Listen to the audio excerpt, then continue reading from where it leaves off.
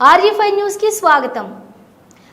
Nambala Keshavarao alias బసవరాజుది ముమ్మాటికి బూటకపు encounter అని సోషల్ సైంటిస్ట్ మేడా ప్రవీణ్ కుమార్ అన్నారు. ఆదివాసుల హక్కులను కాపాడడం కోసం, వాళ్ల మాన ప్రాణాలను కాపాడడం కోసం మావోయిస్టు పార్టీ చర్చలకు సిద్ధపడినప్పటికీ కేంద్ర మంత్రి అమిత్ షా దానిని తిరస్కరించి దాడులకు తెగబడడం, బూటకపు ఎన్కౌంటర్లను ప్రోత్సహించడం, తద్వారా రక్తపు తేరులు పాలించి దేశాన్ని తమ ఆధీనంలో ఉంచుకుని సామ్రాజ్యవాద పెట్టుబడిదారులకు కొమ్ము కాసే కుట్రలో భాగమేనని ఆయన అన్నారు.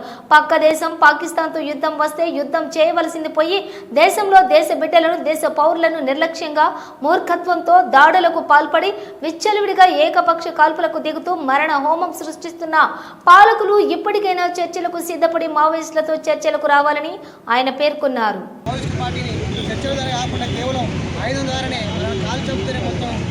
నిర్మూలించాలని చెప్పి పథకమైనటువంటి అమిత్ షా యొక్క కళలు పగటి కళలుగా తీరిపోతే, ఎందుకంటే సమస్య ఉన్న కాడ పోరాటం ఉంటుంది, పోరాటం ఉన్న కాడ తుపాయి గుడ్లతో పోరాటం అనేది ఉంటుంది.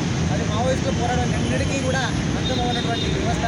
దాన్ని పగటి కళలు అంటూ ఆయన అత్యంత దుర్మార్గంగా భారతదేశ ప్రధానమంత్రి కానీ, భారత హోమ్ మినిస్టర్ కానీ మేము హత్యలు చేస్తున్నప్పుడు ఇక్కడ న్యాయ వ్యవస్థలు ఏం చేస్తున్నాయి? న్యాయ వ్యవస్థలు చిన్న చిన్న వాటికి స్పందించేటువంటి ఇవాళ మహిళా కమిషన్ ఆదివాసులను అక్కడ ఉన్న మహిళలపైన అత్యాచారాలు చేస్తుంటే మహిళా కమిషన్ ఏం చేస్తుంది? అదేవిధంగా ఇతరుల ఎస్టీ కమిషన్ ఏం చేస్తుంది? వాళ్ళు కేవలం రాజ్యాంగబద్ధ సంస్థలను పెట్టుకొని కేవలం అవి ఏంది నామరూపంగా మాత్రమే ఉన్నటువంటి వ్యవస్థలు, కానీ ప్రజల కోసం చేసేటువంటి కాదు, అవి పాలక వర్గాలకు సంబంధించినటువంటిది. కాబట్టి ఇవాళ నంబాల కేశవరావును ఒకబట్టి చంపినటువంటిది చరిత్ర అనేది భారతదేశంలో సిగ్గు మనకు.